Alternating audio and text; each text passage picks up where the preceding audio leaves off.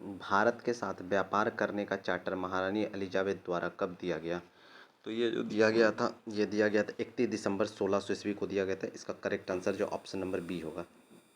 भारतीय राष्ट्र कांग्रेस के प्रारंभ से ही उग्र राष्ट्रवादियों का भी वर्ग था। निम्न में से कौन सा नहीं शामिल है इसमें? तो जो शामिल नहीं है गोविंद रानाडे है। गोविंद रानाडे शामिल नहीं थे, ऑप्शन नंबर सी होगा, बाकी सब शामिल थे। 1916 में कांग्रेस और मुस्लिम लीग के बीच लखनऊ समझौता हुआ, उसके कौन से परिणाम बाद में घातक सिद्ध हुए? कांग्रेस द्वारा मुसलमानों के प्रति संतुष्टिकरण की नीति का आरंभ हुआ, ऑप्शन नंबर सी इसका सही आंसर होगा। क्वेश्चन नंबर 4 पे आते हैं। व्यक्तिगत सत्याग्रह किस गवर्नर जनरल के काल में हुआ? तो व्यक्तिगत सत्याग्रह जो है वो हुआ था लॉर्ड लिनलिथगो के काल में, ऑप्शन नंबर सी होगा इसका करेक्ट आंसर। क्वेश्चन नंबर 5 में आते हैं। भारतीय राष्ट्रीय कांग्रेस के पूर्ववर्ती संस्थाओं में सबसे पहली और प्रमुख संस्था कौन सी है? तो सबसे पहली और प्रमुख संस्था जो है वो है British India Association, option number C इसका करेक्ट आंसर होगा। साइमन कमीशन की सिफारिशों के संदर्भ में निम्नलिखित में से कौन सा एक कथन सही है? तो जो सही कथन है वो है इसने केंद्र में द्विसदन विधायिका के उन्मूलन का सुझाव दिया। इसका करेक्ट आंसर सी होगा, option number. Dadabhai Naoroji British House of Commons के लिए चुने जाने वाले पहले भारतीय थे। उन्होंने किस पार्टी के टिकट पर चुनाव जीता था? तो उन्होंने जो है लिबरल पार्टी के से चुनाव जीता था। इसका correct answer option number D होगा। भारत पर हूनों का प्रथम आक्रमण किस शासक के समय हुआ था? तो हूनों का प्रथम आक्रमण जो स्कंदगुप्त के समय में हुआ था, ऑप्शन नंबर सी इसका करेक्ट आंसर होगा। एहोल अभिलेख किस शासक से संबंधित है? तो ये सॉरी यहाँ मिस्टेक है, यहाँ एहोल अभिलेख किस शासक से संबंधित है होगा, तो इसका सही आंसर होगा पुलकेशिन द्वितीय, ऑप्शन नंबर सी। सत्यमेव जयते किस उपनिषद से संग्रहित है? तो ये मुंडक उपनिषद से संग्रहित है। इसका करेक्ट आंसर जो ऑप्शन नंबर डी होगा। क्वेश्चन नंबर 11 में आते हैं। महावस्तु महात्मा बुद्ध का जीवन वृत्तांत, इसका संबंध किस शाखा से था? तो इसका संबंध था महायान शाखा से। इसका करेक्ट ऑप्शन ए होगा। अकबर द्वारा बनाए गए उपासना भवन का नाम क्या था? तो इसका नाम था इबादत खाना। अकबर द्वारा जो बनाया गया था उपासना भवन, उसका नाम क्या था? इबादत खाना, ऑप्शन नंबर सी इसका करेक्ट आंसर। सुप्रसिद्ध संगीतकार तानसेन और बैजू बावरा किसके शासनकाल में सुविख्यात थे? तो तानसेन और बैजू बावरा जो थे वो अकबर के शासनकाल में सुविख्यात थे। इसका करेक्ट आंसर जो होगा ऑप्शन नंबर सी होगा।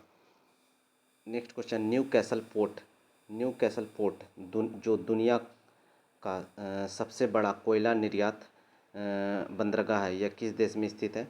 तो ये ऑस्ट्रेलिया में स्थित है। इसका correct answer option number B होगा।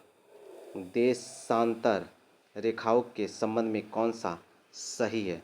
तो देशांतर के मध्य सर्वाधिक दूरी विषुवत रेखा पर होती है। इसका ऑप्शन नंबर डी होगा, 15 का डी।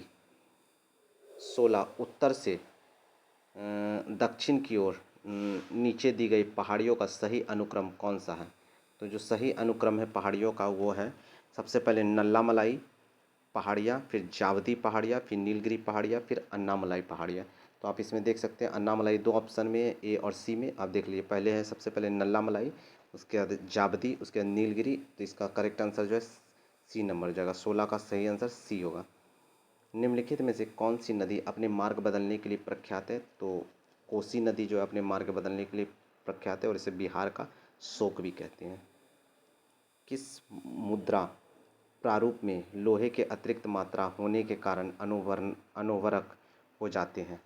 तो ये जो है इसका करेक्ट आंसर होगा 18 का सी होगा।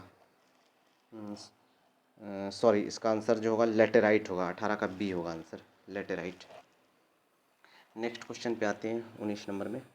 19 में प्रकाश के संबंध में कौन सा कथन सत्य है? तो प्रकाश में यहाँ पे सारा कथन सत्य है। यह एक विद्युत चुंबकीय तरंग भी है, यह एक कण प्राकृतिक भी है, यह ऊर्जा का एक रूप भी है। 20 नंबर क्वेश्चन में आते हैं। बायोगैस संयंत्र में निम्नलिखित में से कौन सी प्रक्रिया होती है?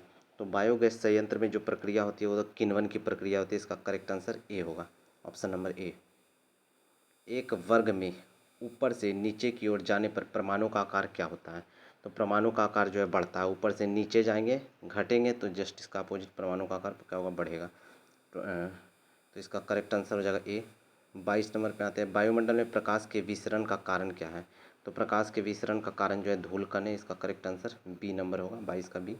23 में आती है। किसी भी यौगिक का ऑक्सीकरण संख्या क्या होता है? तो किसी भी यौगिक का ऑक्सीकरण संख्या जो होता है वो -1 होता है। ऑप्शन नंबर ए इसका होगा। 24 सर्प विषरोधी सुई किस तत्व का एक यौगिक है? तो ये जो यौगिक है ये क्लोरीन यौगिक है। ऑप्शन नंबर डी इसका करेक्ट आंसर होगा। दाब का विमीय सूत्र क्या है? तो इसका दाब का विमीय सूत्र है Ml-1 T-2। ऑप्शन नंबर इसका बी होगा करेक्ट आंसर।